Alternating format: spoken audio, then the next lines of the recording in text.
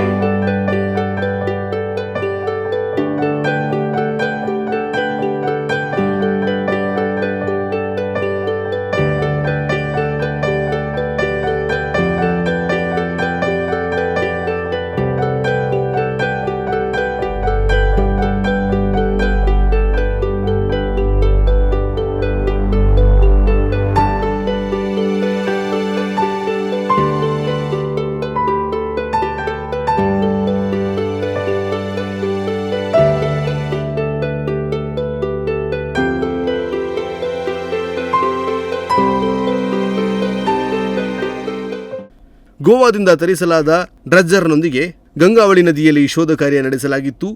ಶೋಧ ಕಾರ್ಯದ ಬೆನ್ನಲ್ಲೇ ಲಾರಿಯ ಇಂಜಿನ್ ಸೇರಿದಂತೆ ಬಿಡಿಭಾಗಗಳು ಪತ್ತೆಯಾಗಿವೆ. ತಮಿಳುನಾಡು ಮೂಲದ ಚಿನ್ನನ ಅವರ ಗ್ಯಾಸ್ ಟ್ಯಾಂಕರ್ನ ಹಿಂಭಾಗದ ಆಂಕಲ್ ಸಮೇತ 4 ಚಕ್ರಗಳು ಪತ್ತೆಯಾಗಿದ್ದವು. ಹಿಂದಿನ ಕಾರ್ಯಾಚರಣೆಯ ವೇಳೆ ಮುಂಭಾಗದ ಚಕ್ರ ಮತ್ತು ಬ್ಯಾನೆಟ್ ಪತ್ತೆಯಾಗಿತ್ತು. ಅರ್ಜುನ್ ಲಾರಿಯಲ್ಲಿಟ್ಟಿದ್ದ ಕಟ್ಟಿಗೆ ತುಂಡುಗಳು, ಮೃತ ಲಕ್ಷ್ಮಣ್ ಸ್ಕೂಟಿ, ಹೋಟೆಲ್ನ ಕೆಲವು ಪಾತ್ರೆಗಳು ಕೂಡ ಇಲ್ಲಿಯವರೆಗೆ ಪತ್ತೆಯಾಗಿವೆ.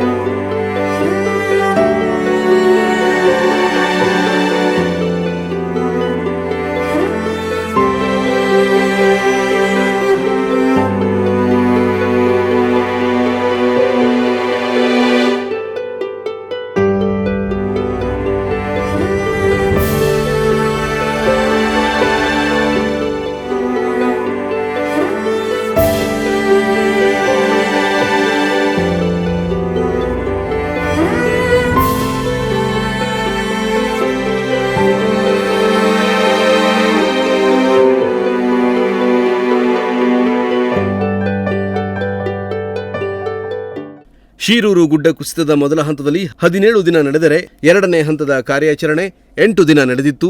ಮೂರನೆಯ ಹಂತದ ಕಾರ್ಯಾಚರಣೆ ಸೆಪ್ಟೆಂಬರ್ 20ರಿಂದ 30ರವರೆಗೆ ನಡೆಸಲು ಅನುಮತಿ ಸಿಕ್ಕಿತ್ತು. ಮೂರನೇ ಹಂತದ ಕಾರ್ಯಾಚರಣೆಯ 6ನೆಯ ದಿನ ಅರ್ಜುನ್ ಶವ ಸಿಕ್ಕಿದೆ.